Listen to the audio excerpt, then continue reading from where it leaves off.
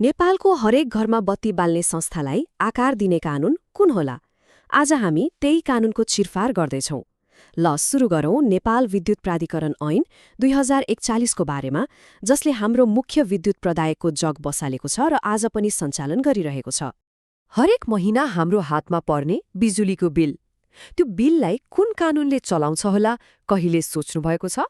अचम्म लाग्ला, यो कुनै नयाँ नियम कानूनले होइन, यो त 40 वर्ष पुरानो ऐन हो, जसले आज पनि नेपालको सिङ्गो ऊर्जा क्षेत्रको दिशा तय गर्छ।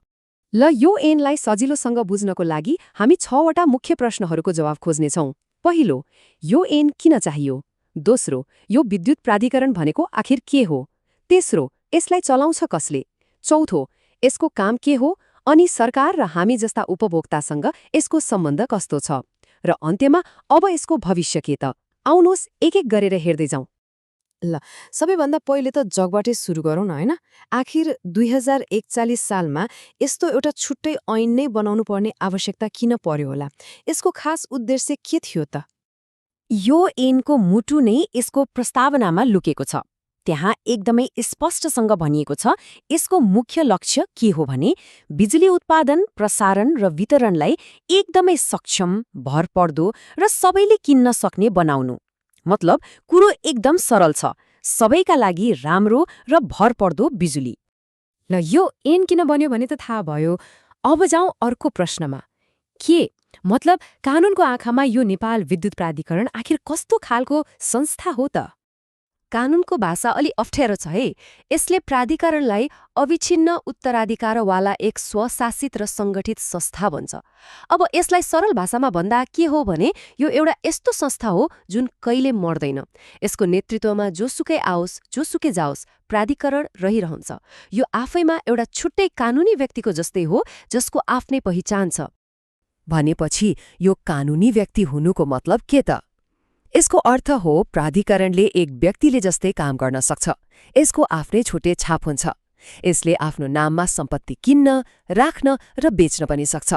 अनि आवश्यक पर्दा कसैलाई मुद्दा हाल्न पनि सक्छ र यसलाई पनि अरूले मुद्दा हाल्न सक्छन्। यो खाली एउटा सरकारी कार्यालय मात्र होइन, यो त एउटा शक्तिशाली कानूनी संस्था हो। ल यति शक्तिशाली संस्था, यसलाई चलाउँछ कसले त? आखिर ठूला ठूला निर्णयहरू कसले लिन्छ? आउनुहोस् यसको नेतृत्वको संरचना कस्तो छ त्यो हेरौं। प्राधिकरणको दिमाग अथवा भनौं सबै निर्णय लिने ठाउँ भनेको यसको सञ्चालक समिति हो। यो समितिमा को हुन्छन् त? यहाँ हेर्नुहोस् त, एकातिर सरकारका ठूला अधिकारीहरू छन्, जस्तै ऊर्जा र अर्थ मन्त्रालयका सचिवहरू। अर्कोतिर सरकारले नै नियुक्त गरेका विभिन्न क्षेत्रका विज्ञहरू पनि छन्। उपभोक्ताको प्रतिनिधित्व गर्ने मान्छे पनि छन्।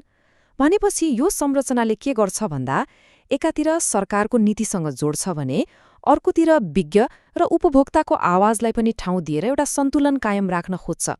एकदमै सोचेर बनाइएको संरचना देखिन्छ। तर यो समितिमा जो पायो त्यही बस्न पाउँदैन नि। ऐनले एकदमै कडा नियम बनाएको छ ताकि स्वार्थ नबाजियोस्। जस्तै प्राधिकरणमै काम गरेर तलब खाने कर्मचारी बोर्डमा बस्न पाउँदैन। टाट पल्टेको, मानसिक सन्तुलन ठिक नभएको वा नैतिक पतन हुने खालको अपराधमा सजाय पाएको व्यक्ति पनि अयोग्य हुन्छ। अनि सबैभन्दा महत्त्वपूर्ण, प्राधिकरणसँग कुनै ठेक्कापट्टामा सीधा लेनदेन वा फाइदा हुने व्यक्ति पनि बोर्डमा बस्न मिल्दैन। यो चाहिँ पारदर्शिताको लागि एउटा बलियो व्यवस्था हो। अब लागौं ऐनको सबैभन्दा मुख्य भागतिर। प्राधिकरणले आखिर गर्छ के? यसले के काम गर्नै पर्छ र के काम गर्न सक्छ, यी दुई कुरामा के फरक छ हेरौँ है त। यहाँ कर्तव्य र शक्ति बीचको फरक बुझ्न एकदमै रमाइलो छ। कर्तव्य भनेको चाहिँ प्राधिकरणले गर्नै पर्ने काम हो, उसको जिम्मेवारी हो। जस्तै कि विद्युतको पूर्वाधार बनाउने, सञ्चालन गर्ने, यो उसको होमवर्क जस्तै भयो। अनि शक्ति भनेको चाहिँ उसले आफ्नो काम गर्न पाएको अधिकार हो, उसको औजार हो। जस्तै काम गर्न पैसा चाहियो भने ऋण लिन सक्ने वा सेवा दिए बापत ग्राहकबाट महसुल उठाउन सक्ने। एउटा उसको जिम्मेवारी भयो, अर्को त्यो जिम्मेवारी पूरा गर्ने हतियार। यही फरकले नै प्राधिकरणको काम गर्ने दायरा देखाउँछ। अब प्राधिकरणले एक्लै त काम गर्न सक्दैन, होइन र? यसको सम्बन्ध सरकारसँग, हामी जस्ता उपभोक्तासँग अनि पैसासँग पनि जोडिएको हुन्छ। ल अब हेरौँ यी सम्बन्धहरूलाई ऐनले कसरी बाँधेको छ। यो सम्बन्धको जालोलाई हेर्दा के देखिन्छ भने सरकार सबैभन्दा माथि छ, उसले प्राधिकरणलाई आवश्यक परेमा निर्देशन दिन सक्छ। अर्कोतिर प्राधिकरणको शेयर सर्वसाधारणले पनि किन्न सक्ने व्यवस्था छ, जसले यसलाई अलिकति सार्वजनिक पनि बनाउँछ। ठूला ठूला आयोजना बनाउन जग्गा चाहियो भने सरकारले अधिग्रहण गरेर मद्दत गर्छ। अनि उपभोक्ताको लागि सबैभन्दा चासोको कुरा, यदि समयमा बिल तिरेन वा बिजुली चोरियो भने ऐनले नै प्राधिकरणलाई लाइन काट्ने अधिकार दिएको छ। भनेपछि अधिकार र कर्तव्यको एउटा स्पष्ट सन्तुलन छ।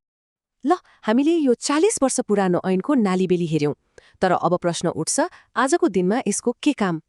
सबै कुराको विश्लेषण गरिसकेपछि अन्त्यमा एउटा ठूलो प्रश्न बाँकी रहन्छ। 4 दशक अघि बनेको यो कानूनी ढाँचा के आजको लागि पर्याप्त छ? आज हामी इलेक्ट्रिक गाडीको कुरा गर्छौं, अरू देशलाई बिजुली बेच्ने कुरा गर्छौं, सोलर र अरू नयाँ ऊर्जाको कुरा गर्छौं। के यो पुरानो ऐनले यी सबै नयाँ चुनौती र अवसरहरूलाई समेट्न सक्छ त? हो, यो 40 वर्ष पुरानो ऐनले आज पनि हाम्रो ऊर्जाको भविष्यलाई कसरी प्रभाव पारिरहेको छ, यो प्रश्नमा नै सायद नेपालको ऊर्जा क्षेत्रको आगामी बाटो लुकेको छ।